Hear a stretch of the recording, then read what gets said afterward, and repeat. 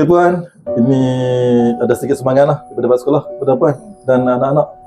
Jadi kita harap Puan sabar atas dugaan yang menimpa ke Puan. InsyaAllah kita sabar. Ada hikmahnya tu. Ha? Terima kasih cikgu. Okey.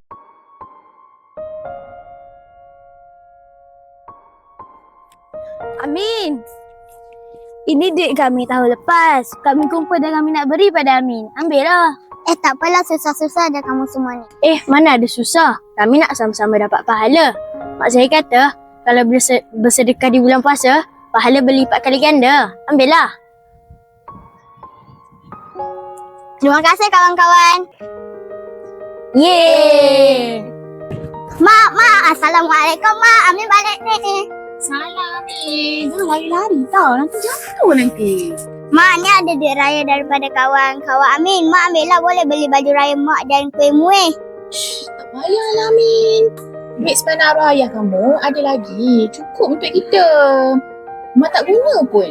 Amin kena simpan tau duit ni. Ingat tak apa arwah ayah selalu pesan? Selalu menyimpan untuk masa depan. Sayang, jaga Amin baik-baik. Besarkan dia dengan penuh kasih sayang.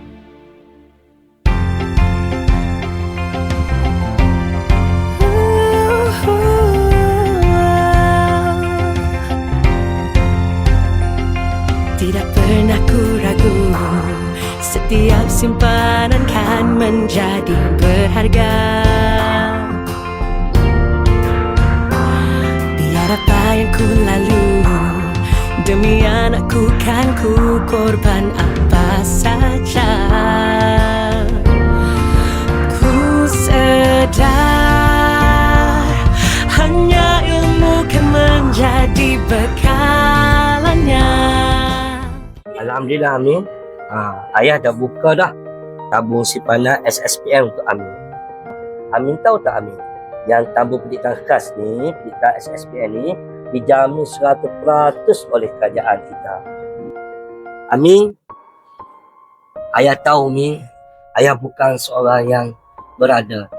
Ayah cuma mampu menyediakan satu tempat untuk Amin menabung Amin. Ayah tahu Amin anak bijak. Jangan lupa Amin menabung dalam SSPM. Ayah sayang Amin. Terbanglah tinggi sayang, mengapa